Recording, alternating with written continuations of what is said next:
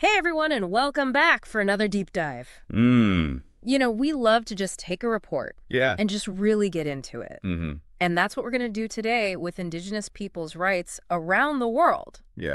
We're using as our source the Indigenous World, a 2017 edition put together by the International Work Group for Indigenous Affairs. It's an amazing resource. It is. It's really comprehensive. It is, and it covers so many countries and issues that we're not going to be able to get to everything. Right. But we're going to give you a real sense of some of the highlights. Yeah, absolutely. A snapshot. Yeah, a snapshot. Of what's happening globally. So one thing that jumped out at me right away is this tension between national policies and international agreements. Yeah. Like you would think with the UN Declaration on the Rights of Indigenous Peoples, you know, Yeah. and ILO Convention 1 and 69, you would think that there would be more consistency. Well, they're supposed to set like a baseline, you know, for how Indigenous communities are treated. Right. And it really focuses on things like land rights. Yeah. You know, having a fair legal process and being able to have a say in decisions that affect them. Yeah. And that's really where FPIC comes in. Oh, yeah. FPIC, free, prior, and informed consent. We're going to be talking a lot about that. Yeah. But like you were saying, Yeah. it's one thing to have these agreements, but it's another thing to actually put them into practice. Absolutely. And this report really drives that point home with some really concrete examples. So on the one hand, you have a country like Myanmar, which adopted a national land use policy in 2016. Yes. And get this, it actually includes provisions for customary land rights and FPIC. That's amazing. It's a huge step, right? It is. And I think what's so important about this is this policy didn't come out of nowhere. Right. They actually had extensive public consultation. So they were listening to Indigenous voices and incorporating their perspectives. Yeah. Which is... That gives me a little bit of hope, to be honest. Yeah, me too. But then you turn the page and you read about Eritrea. Oh, yeah. And it's like falling into a black hole. Yeah. The UN has actually documented crimes against humanity being committed there, especially against the Afar and Kunama groups. And, you know, it's really difficult to know the full extent of what's happening there. Right. Because there's no independent civil society in Eritrea. Right. So it's very hard for Indigenous people to advocate for themselves. It's even more concerning because Eritrea doesn't even acknowledge them as Indigenous people. Right, exactly. They don't even recognize... They don't recognize their identity. Their identity. It's just a stark contrast to what we just saw in Myanmar. Yeah, for sure. But here's the thing that really gets me. There's this one issue that seems to pop up everywhere. Yeah. Regardless of like the political situation of the country. And that's resource extraction on Indigenous lands. Yeah, it's a huge problem. And the report highlights this case with the Canadian mining company, Nevsun Resources. Yeah, I remember that one. They were operating in Eritrea. They were accused of exploiting resources on land that belongs to the Afar and Kunama people. Right. And because of that, they ended up facing legal action in Canada. Interesting. Isn't that interesting? Yeah, it really shows you how interconnected these issues are. Yeah. And how, you know, a company from one country can have a ripple effect on Indigenous communities across the world. Yeah, and it also brings up this question of accountability. Right. Like, who's responsible for making sure that Indigenous people's rights are respected? That's right. Is it the company? Right. Is it the government of the company's home country? Right. Or is it the government? Where are the resources? Where the resources are. Exactly. There are no easy answers. There are no easy answers. Yeah. It's a lot to unpack for sure. Yeah. But let's maybe try to like zoom in on a couple of key issues that are really at the heart of these struggles. So one thing the report stresses is the fundamental importance of land rights for Indigenous peoples. Yes. And, you know, it's about so much more than just like owning property. You have to understand that there's deep spiritual and cultural connections to their lands and territories and resources. Right, yeah. And the report argues that recognizing these connections is essential for them to exercise other basic rights, like even things like the right to life and security and liberty. It makes total sense when you think about it. If you don't have control over your traditional lands, how are you supposed to like live freely? Or safely? Yeah. So the report takes a look at how different countries approach this. Right. And in India, for example, they have some built-in protections for what they call scheduled areas and tribes. But then you have the Philippines, where they passed this Indigenous Peoples' Rights Act back in 1997, or IPRA. Yeah.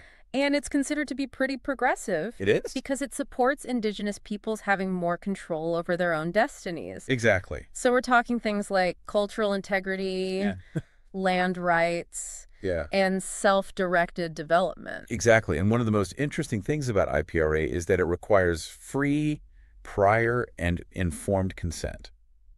Okay, so break that down for me. Okay. What does that actually look like in practice? It means that before any development happens on Indigenous lands, they have the right to be fully informed about what's being proposed, and they have the right to say yes or no. Right.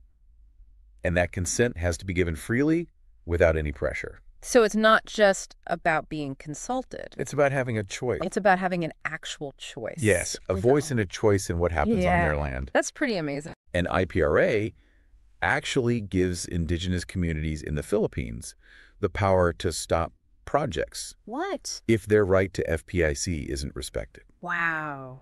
So that's a significant level of control. Yeah, that's encouraging to see that kind of legal framework in place. You know, of course, reality on the ground can be a lot more complicated. Right. But it's a step in the right direction, for sure. It is. Hey, are you up for like a little world tour? Oh, yeah.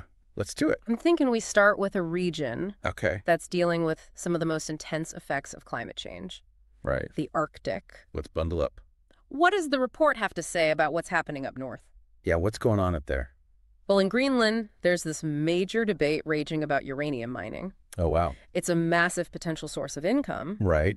But obviously there are huge concerns about the environmental and social impact, especially for Indigenous communities. It's that tension between economic development and protecting Indigenous rights. And the environment. It's like what we see everywhere. Yeah. And to make things even more complicated, the report notes that Greenland is granting new concessions for resource extraction. Oh, so they're just... Yeah, so it's like...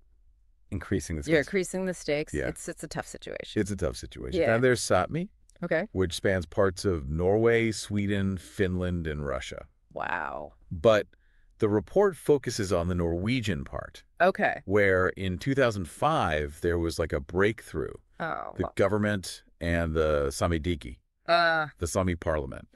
They reached an agreement on how they would consult with each other. That's promising. It sounds promising. Yeah. And the report says it was definitely positive, but putting those procedures into practice, especially when it comes to energy projects, is still proving to be a challenge. So even when you have a policy on paper, actually making it work on the ground is a different story. Yeah, but hold on. There's this really interesting success story from Sápmi. Oh, good. I like a win. I know. Tell me about a win. The report talks about this wind farm project in Kalvatnen that was successfully opposed by the Sami community. What happened there? So basically, they argued that the wind farm would have a devastating impact on their reindeer herding practices, which are like absolutely central to their culture and livelihoods. Of course. And they based their opposition on a few key things: the Nature Diversity Act, ILO Convention 169, and this idea of cumulative impacts. So basically they were saying, we've already taken on enough. We can't handle any more disruption. Yeah, we can't take it anymore. And their arguments worked. Wow. The Ministry of Oil and Energy actually decided not to grant a permit for the wind farm. That's amazing. Isn't that great? Yeah. It's a pretty powerful example of how Indigenous communities can use legal mechanisms and this concept of cumulative impacts to protect their rights. Yeah, and it's really interesting to see how they're using that, because it's not just about this one project. It's about the bigger picture. It's about the bigger picture and how much a community can actually handle. Yeah. I'm with you there. Okay. Ready for a change of scenery? Yes, let's go. Let's head south to the Americas. What's catching the report's attention in that region? I don't know. Tell me. Well, in Canada, one of the things the report highlights is the government's commitment to implementing the Truth and Reconciliation Commission's calls to action. Yeah, it's about time. I mean, it's a long process, but yeah, that was a major step forward. It was a major step forward because these calls, they're all about addressing the legacy of residential schools and finding ways to promote genuine reconciliation between Indigenous peoples and the Canadian government. And That was followed by the government announcing its full support for the UN Declaration on the Rights of Indigenous Peoples. So there seems to be genuine political will there. There seems to be some genuine political will, at the federal level at least, to start building a more just relationship with Indigenous peoples. That's good to hear. It is good to hear, but it's not all sunshine and roses. No, I didn't think so. The report doesn't shy away from some of the tensions that still exist. Yeah. For example, there were serious concerns among Inuit leaders about the government's plan to introduce carbon pricing. They worried that it would disproportionately increase the cost of living in Inuit Nunavut, which is their homeland, and that it could potentially worsen social and economic outcomes. And that just goes to show that even well-intentioned policies can have unintended consequences, especially when you're not taking into account the unique circumstances of Indigenous communities. You're absolutely right. While we're talking about Canada, the report also touches on the Inuit suicide prevention strategy. Yeah, that's so important. It's such an important initiative, especially in a region where suicide rates are so high. It's a heartbreaking reminder that, these issues are intertwined with mental health and well-being. It's not just about land rights or political representation. It's about creating conditions where people can thrive. Couldn't have said it better myself. Yeah. And then, of course, there's the Dakota Access Pipeline protests, which was a real flashpoint. Yeah, it captured global attention. It captured global attention. It was really all about, the struggle to balance economic development with environmental protection and treaty rights. And it really showed how Indigenous communities can be divided on this. Yeah, some Native American groups supported the pipeline and others fiercely opposed it. Yeah, and it's a reminder of how complex these issues can be. It really is complex. Yeah. Well said. Okay. From there, the report takes us to Mexico, where one of the biggest challenges they're facing is a lack of data on Indigenous health.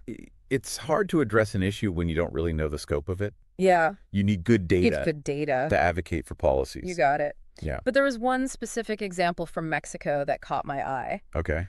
The report talks about the New Savi people who have been migrating to California to work in the agricultural labor market. Right, and that's tied to the demand for, cheap and flexible labor in the U.S. agricultural industry. Right, and it just shows you how these global economic forces can have this impact on migration patterns and create these complex social and economic dynamics. Exactly. You hit the nail on the head. Okay. And speaking of powerful dynamics, the report also mentions a significant development in Mexico.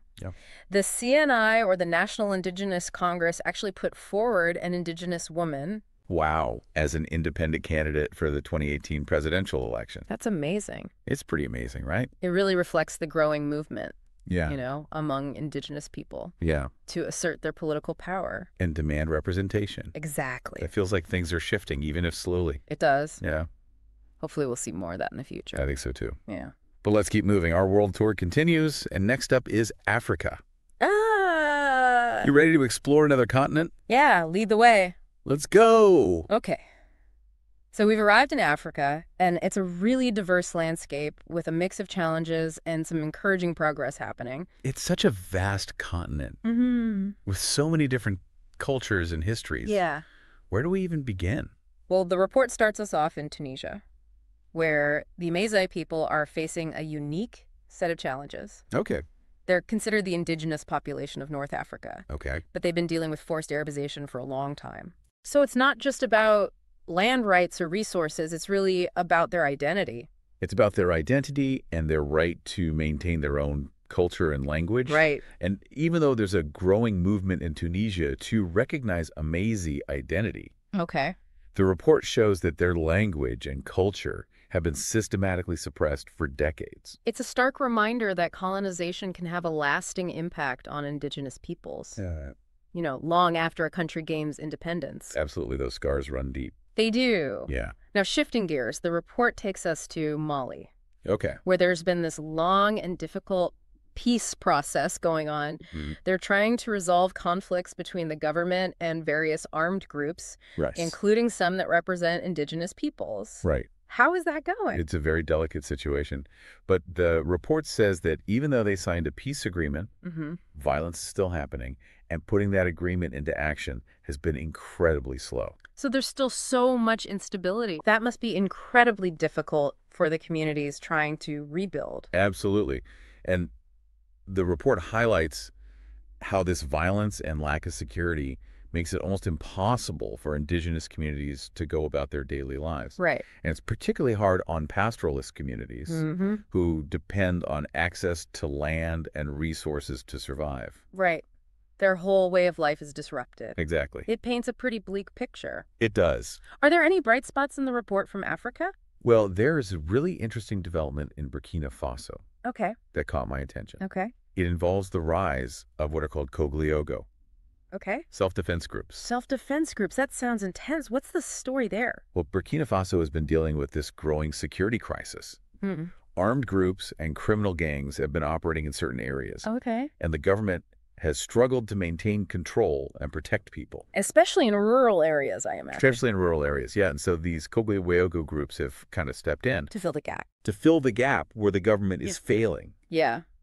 So these are community-based groups that have taken on the responsibility of protecting their villages and communities from these threats. I can see how that would be empowering, but it also sounds risky. It is. What's their track record like? Well, the report says that in some areas, they've actually been quite effective in reducing crime and violence, which is particularly important for pastoralist communities who have been targeted by these armed groups. But there are concerns about their growing influence and the potential for human rights abuses. Right. So it's like they're providing a much-needed service, but there's also this risk that they could become too powerful and potentially operate outside the law. Right. It's a double-edged sword. It's a tough situation all around. Yeah. It's a reminder that when the state fails to provide basic security, communities will often take matters into their own hands, and that can have both positive and negative consequences. Absolutely. It's a complex reality. Okay. Let's shift our focus now. We're leaving Africa and heading over to Southeast Asia. All right. What's happening in that part of the world? One of the key stories from Southeast Asia is the ongoing struggle of the Orang Asal in Malaysia. The Orang Asal, okay, remind me who they are and what they're up against. So the Orang Asal are the indigenous peoples of Malaysia. And they've been facing pressure on their lands and resources from things like logging and plantation development. So the same kind of land grabs and exploitation that we see everywhere. Yeah, sadly, it's a familiar story. It is. So what's been happening specifically in their fight for their rights? Were there any major developments in 2016? Well, there were both positive and negative developments. So on the one hand, several Orang Asal communities won some important legal victories, upholding their land rights in court. That's good news.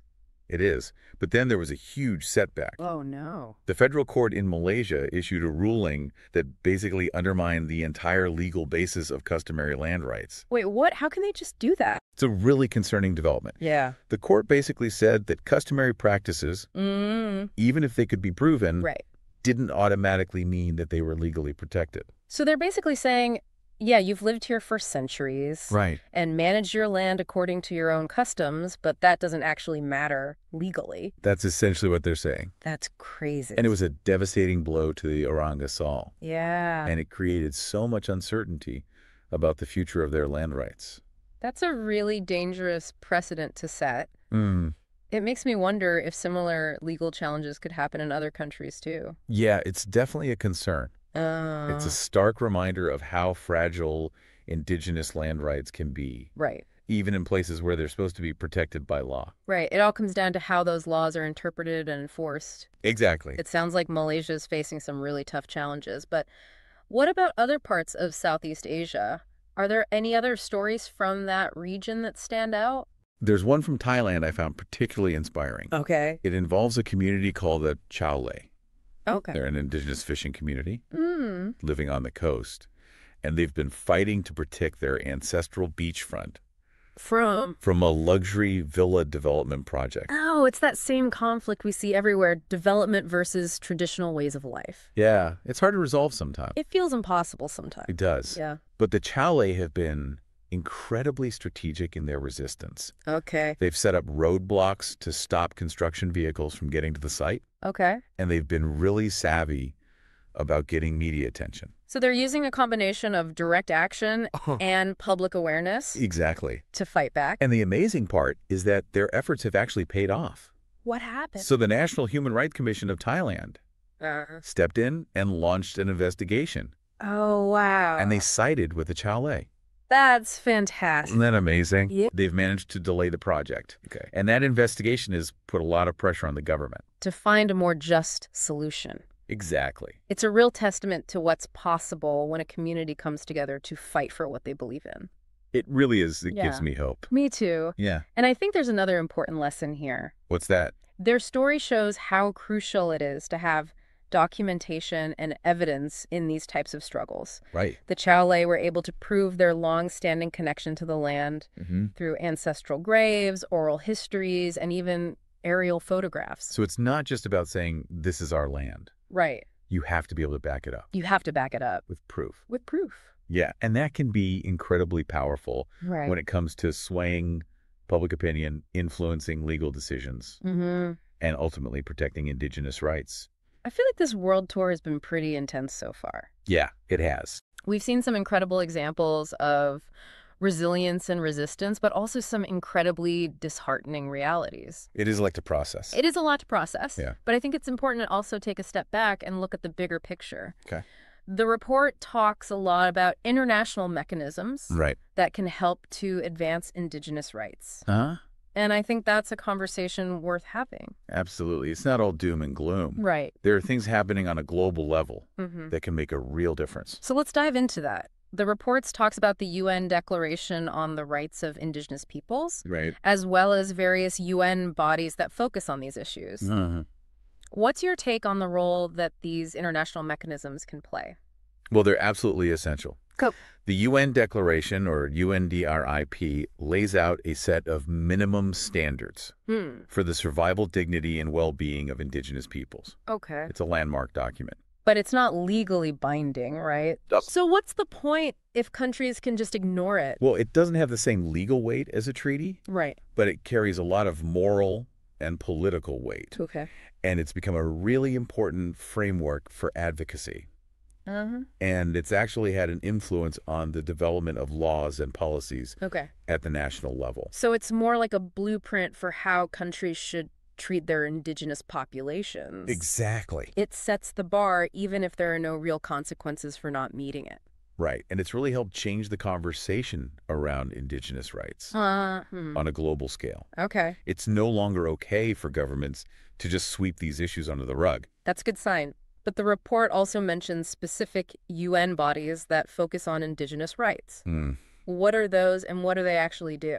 There are a few key players. Okay. There's the UN Special Rapporteur on the Rights of Indigenous Peoples, who basically acts as an independent watchdog. Okay. They monitor the situation of Indigenous communities around the world and make recommendations to governments. So they're like a global ombudsman for Indigenous peoples. Yeah, you could think of them that way. I like that, someone who's paying attention and holding governments accountable. Yeah. Yeah. Okay, what else? And then there's the Expert Mechanism on the Rights of Indigenous Peoples, or EMRP. EMRP. It's a group of independent experts who advise the UN Human Rights Council on Indigenous rights issues. So they're making sure that the UN has the best information to work with. Exactly. Yeah, got it. And then you've got the Permanent Forum on Indigenous Issues, which is essentially a platform for Indigenous peoples to speak for themselves and participate in UN discussions. So it gives them the seat at the table. Exactly. When decisions are being made that affect their lives. It does. That's huge. It is. But the report also doesn't shy away from some of the challenges and limitations these UN bodies face. Right. Because one of the biggest is just the scale of it all. You know, there are Indigenous peoples in practically every corner of the world. Right. Facing such a diverse range of issues. Right. It's really hard for these UN bodies to effectively address everything. Right. And even with the best intentions. Yeah. They can only make recommendations. Right. They don't actually have the power to force governments to do anything.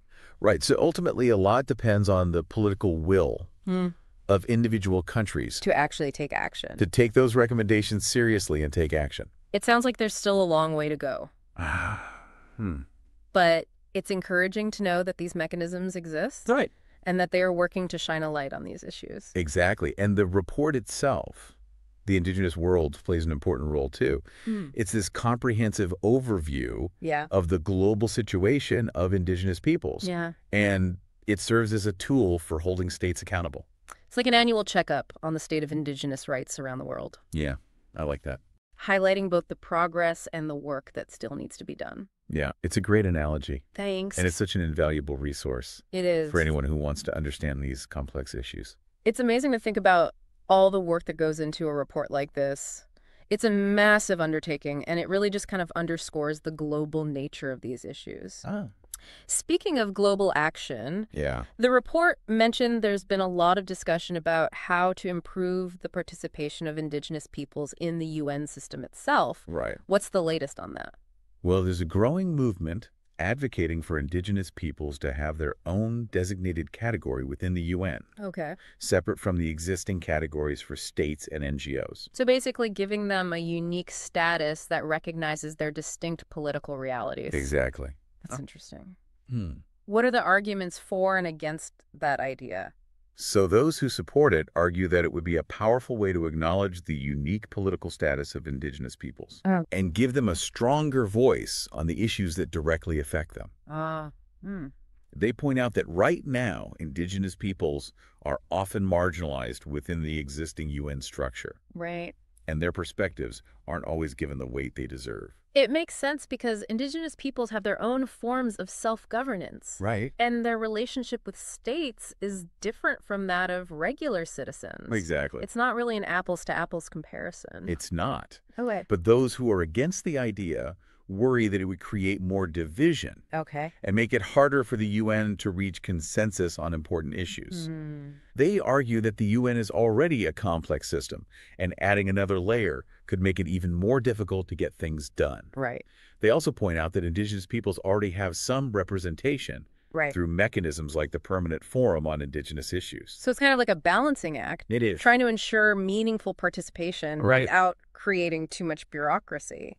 Or making the system so complex that nothing gets accomplished. Exactly. It's a tough challenge. It is. And this debate really reflects a much larger struggle that Indigenous peoples are facing worldwide. Okay. The fight for recognition and self-determination. It's about having control over their own destinies and being treated as equal partners on the global stage. Well, we've covered a lot of ground in this deep dive. We have. It's been a whirlwind tour of Indigenous rights issues around the world with both inspiring stories and sobering realities. Yeah, a lot to process. A lot to process. If you had to pick, like, what are the key takeaways? Oh, that's a good question. What do you hope listeners will walk away with? I think the most important thing to remember is that there is no single Indigenous experience. The challenges and opportunities faced by Indigenous communities are incredibly diverse.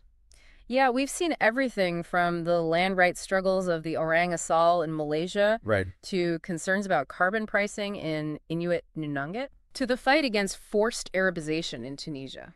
It's a lot. It's a lot. Each situation is unique and complex. Yes. But I think even with all that diversity, there are common threads that tie these stories together. Okay. The fundamental importance of land rights. Yeah. The right to self-determination.